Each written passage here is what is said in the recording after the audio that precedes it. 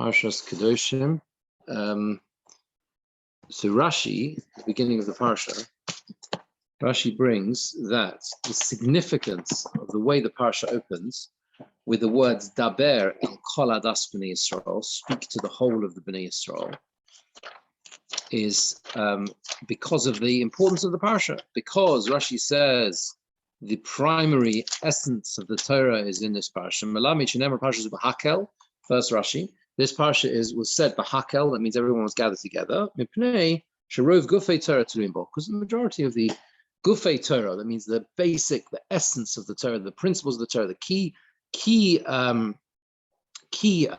principles of the Torah are dependent on it, and therefore that is why we have this kind of sense of gathering together. Kol adas b'nei Yisrael. Now, the Netziv focuses on something slightly different. The parsha itself, the beginning of the parsha, is Kedoshim Ti, talks about Kedoshim. And because it talks about Kedoshim, the idea of being sanctified, being something special, something above and beyond what one is required to be otherwise. Obviously, the famous debate about whether it needs things that you are generally permitted to go above and beyond or not. You know, this is the whole famous thing. But the Netziv focuses here on like this. He understands that we're talking about extra things, right? That it's like the Ramban, Kadesh Atzmacha b'mutalach. He says it follows on from when you have the idea, the previous end of the previous parsha talks about the aroyos, forbidden relationships, the way we have to be distinct from the practices of Mitzrayim and Canaan. And then, as the Ramban learns, this is a mitzvah saseh, to separate ourselves and make ourselves holy, even with things which are permitted. Why, therefore, is it el kol adas b'nei Yisrael, to the whole of the Kehillah, the whole of the Bnei Yisrael? He says like this, because the way people need to separate themselves, make themselves distinct, is not equal. It's not equal for everyone. The Toras kol echad levado biyodoi. And everyone has a different perspective. Everyone has a different place, a level that they are at in this context. Lefi teva gufa, according to the nature of one's person, v'halichos beisa, in the way he conducts his household, v'chadom, etc. He says the Maggid Mishnah says the same thing at the end of Hilchos Shchenim. Hilchos Shchenim deals with the laws of neighbors, the relationships they have. Sometimes there is machlokas, and there are debates, and there are issues that affect neighbors, and they have to resolve them in a court of law. And sometimes there are areas, the way the Rambam finishes off these halachas is with an area that is based on derech chasidus, way of piety. He talks about a scenario where someone wants to sell a plot of land, and two people come along and would like to buy it. Neither of them are have a right of priority over the other because they are what we call a Baal HaMeitzar. They border the field. There's a whole set of halachas where someone has a field boarding there anyway, so that gives them certain priority to purchase neighboring land. So how do you work out who to sell it to? They're both offering the same price. And he says then you should go to a distinction in terms of worthiness. Someone who is a Talmid Chacham, takes precedence, etc., etc. And he says that the essence of these rules is based on basically to do the hatov hayoshar b'nei Hashem, to do the upright thing, to do the right behavior. It's what we call midas chasidus. It's a measure of piety, and that is why if someone went ahead and he acquired it before the other, okay. Then, so that means to say, if one went ahead and acquired it, in other words, before the one who was less worthy of it, there is an ability. He talks about whether you can remove him or not, but the point here is these rules are based on what the Rambam calls derech chasidus v'nefesh tova, the way of piety and a good soul, a good perspective. The Maggid Mishnah says that he brings this parsha, the parsha of Kedoshim, and says that the idea and the mitzvah that the Torah is commanding us here is not is something which we're meant to learn from to all places. It's not something which the Torah can spell out or does spell out in specific detail in every area. We have to learn the essence of it and apply it in many other areas.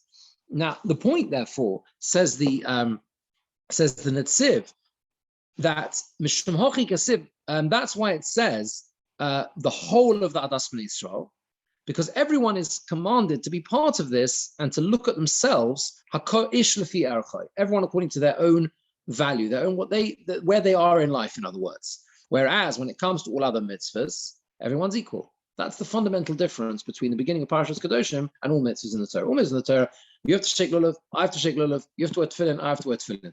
Kedoshim to you is going to vary based on where the person is in their life, right? What the challenges are, how far they're able to go.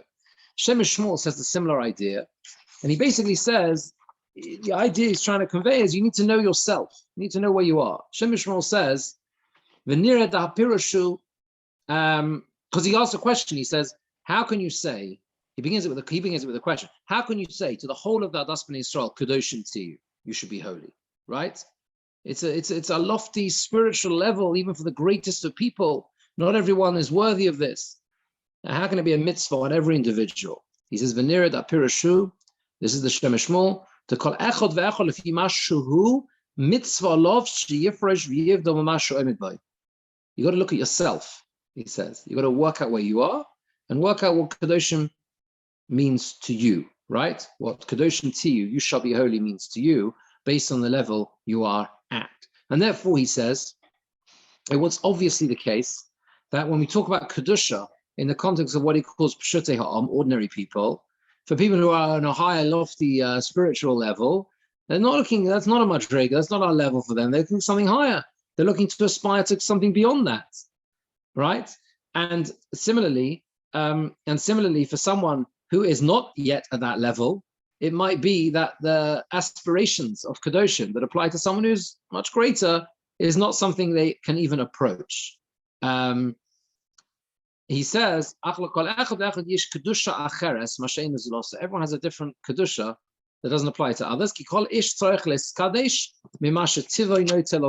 Very interesting idea. Everyone needs to try and sanctify themselves in a direction where their nature is drawn to.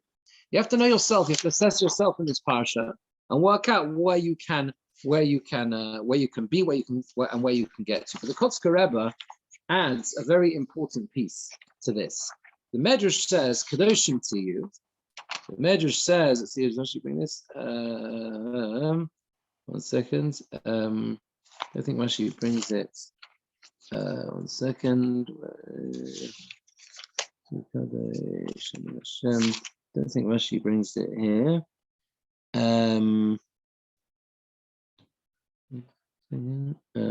No. Anyway, the Medrash says, "Kedoshim to you, you should be holy." Yochel komoini. Hashem says, you might think like me, same as me. Tamalom ki kodesh ani Hashem.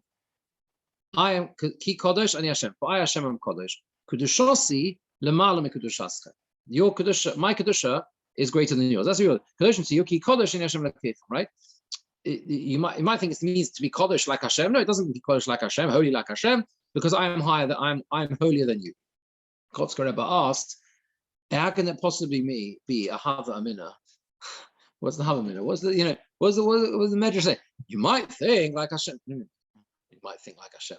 A hava amina, I might have thought, has got to have a basis. Otherwise, it's not I might have thought, because I would not have thought, right? So why would I have thought that I would be like Hashem? What does that mean? So he's got a beautiful explanation. He says, like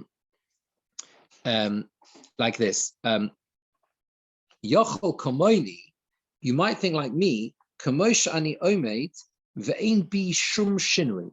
Just like I'm a constant, and there's no change in me, Hashem says, right? Hashem is constant, right? He's ever present, all powerful. There's no change. There's no change, right? In Hashem ever.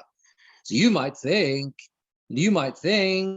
that you should be the same. You should remain in the same place all your life in terms of your approach to Kedusha. Loikein, that's not true. Ki adam tzarech lios holech kedushasi lemala mikedushaschem.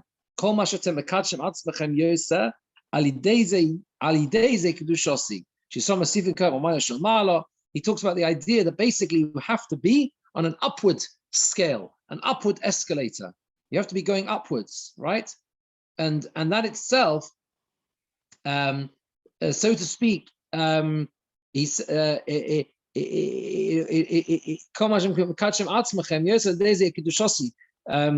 almost like kaviyachol that increases the strength in Shemaim almost. The pasuk says, give strength.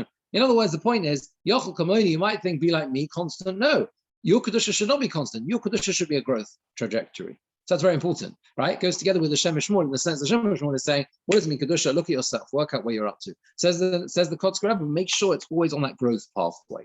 That's a perspective on the first pasuk in the parsha. Now, if you look at Yud-Ches,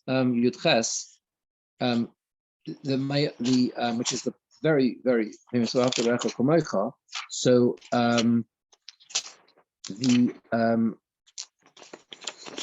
Shimon Schwab in his Sefer Mayom Beis HaShoeva brings two explanations into why this pasuk ends with the words Ani Hashem. What does it mean, Ani Hashem? I should say, why here specifically does it say Ani Hashem? And he brings two different pshatim, two different explanations. He says like this: the Gemara in Sota says, there's a pasuk in Re'eh which says, "Acharei Hashem lekechem telechu," you shall go after Hashem your God. So the question is, is it possible for a person to go and to follow after the Shekhinah? It says, how can you follow the Shekhinah? Hashem is like a fire, burning fire. What does it mean? It means halech acha midoso. You have to go after the ways of Hashem and the midos of Hashem. That means to say, Hashem is malbish harumim. Hashem clothes those who are unclothed. So you should do the same thing.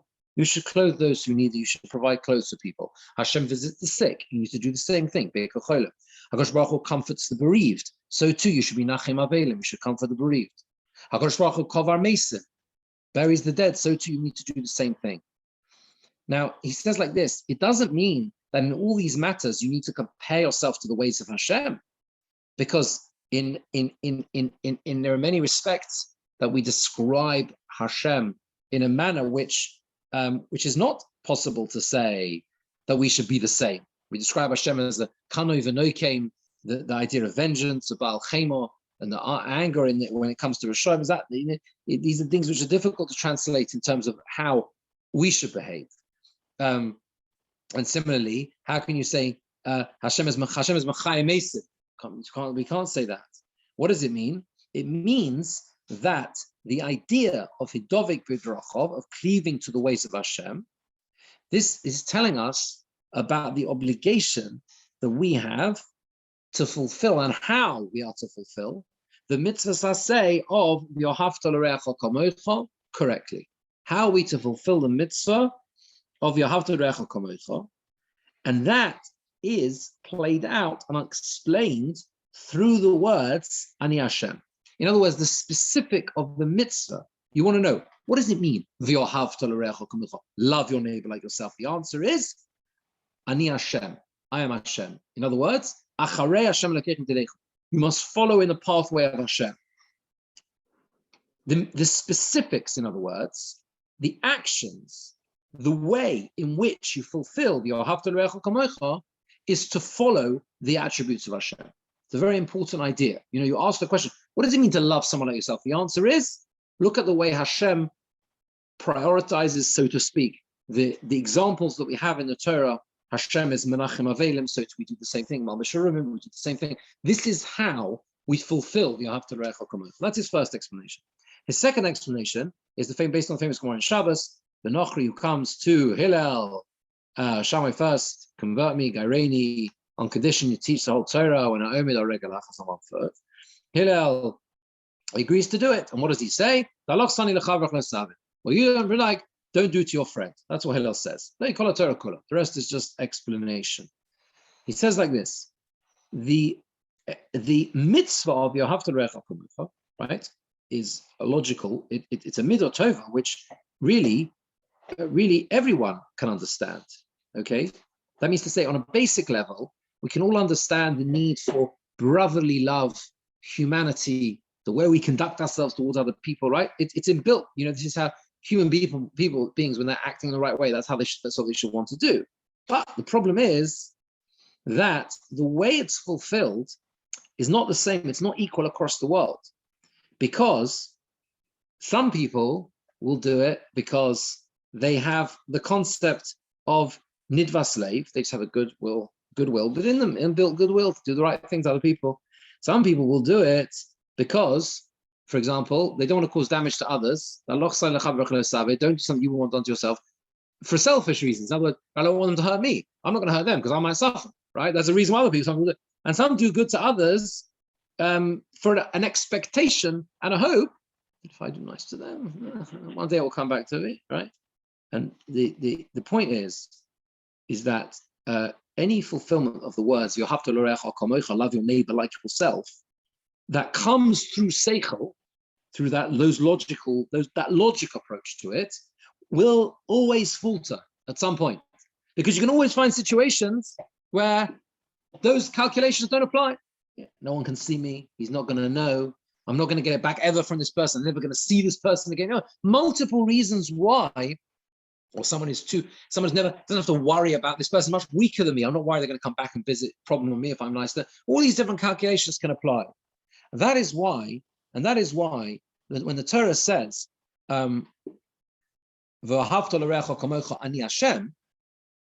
we are commanded to fulfill the because Ani Hashem, because Hashem created us in an equal way.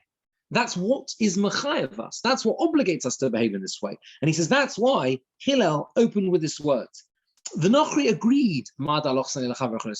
He agreed. Whatever you don't want to do, don't want someone to do to you, don't do it to them. He understood that, but he didn't have within him a situation, an understanding that even when it was illogical, he should still do it.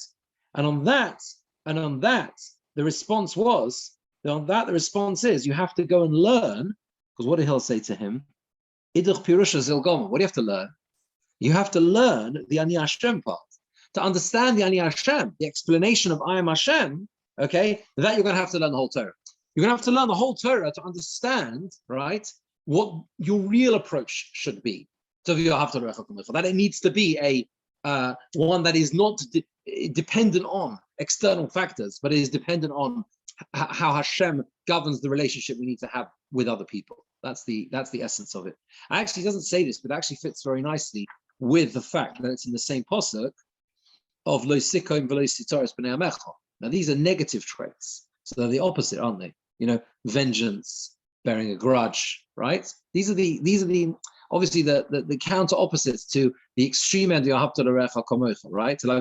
On the other hand, they are, you could argue, just as is a natural human tendency to try and be nice to someone else. We can argue whether or not, but certainly in certain cases there's a natural human tendency, sadly, the opposite, which is to take revenge sometimes, or to bear a grudge. And it's immensely difficult not to. Both require Ani Hashem. Both require an understanding. To overcome that, you have to base your actions both ways on the fact that Ani Hashem, I am Hashem. Your Tes Lamed base, we have the pasuk of Nei Seva Tokum. Your Tes Lamed base. Your Tes Lamed base, yeah.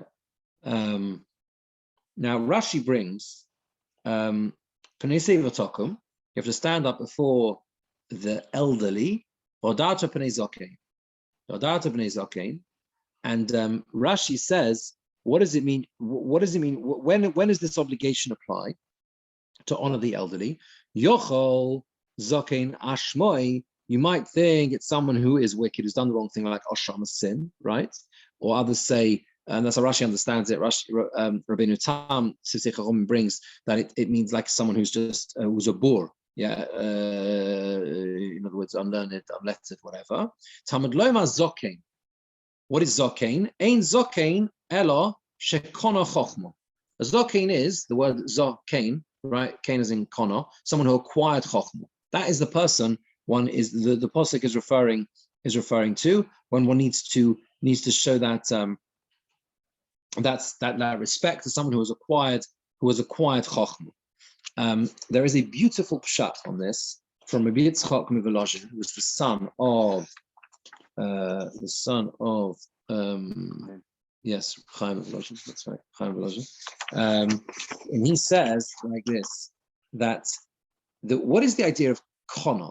What does it mean to kona? Rabbi Yosef clearly says, "Ein zokin el misha kona chachma." Why do you acquire chachma? Very simple, very, very simple and beautiful idea.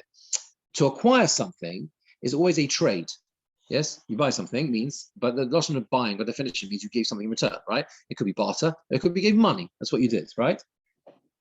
In what way are you acquiring chachma? What are you giving up for wisdom? What is it you're sacrificing? And the answer is, he says, that someone that just like you acquire an item, similarly, someone who acquires wisdom, really acquires chachma, has to give up something. What do they have to give up? They have to give up time. They have to give up energy. They have to give up all of those things. They could use that energy for something else. They could use that brain power for something else. I could be doing a million other things, yet I choose to devote the half an hour to a parshas. Why do I choose to do? Right? You know, I'm devoting my energies in a direction which I feel it's worth me doing it. It's an investment. It's an investment. And this, he says, and therefore he says like this, that is the idea of kona chochma. You acquire wisdom. When we are required, what is it we are required to do when we stand up for someone who has acquired wisdom? We say, and we recognize that that person has made a life choice to sacrifice something, to kona chochma, to sacrifice the energy, particularly in their youth, because they're now elderly, right? In their youth, you're looking at this person, this elderly Talmid Chacham, and you're saying, look at this person now. They sacrificed something to get to this stage, to become a zokin, They sacrificed energy, they gave up something for it. And that's what makes them worthy of honor. It is the acquisition, the life choices they made, right, to get to this stage is what makes them worthy of honor. It's a beautiful idea because it almost emphasizes the fact that the honor, the kavod, is born out of the sacrifice, exactly, of the sacrifice. It's a recognition of the choice to be this person. No one forced them to make that decision. No one forced them to become learned. It was a kona. It was a decision which was as difficult a decision or as difficult a trade-off almost as buying something. Very powerful and beautiful idea. When it comes to valuing people,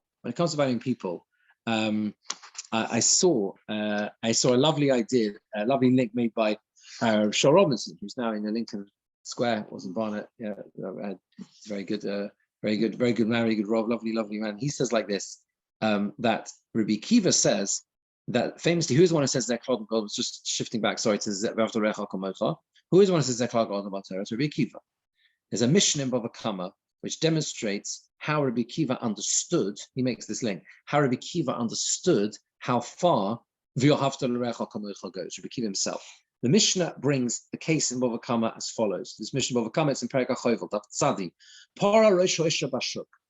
Person uncovered the hair of a married woman in the marketplace.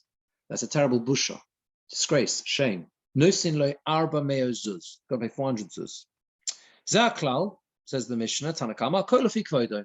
Everything depends on the honor of the person. Depends how honorable the person is.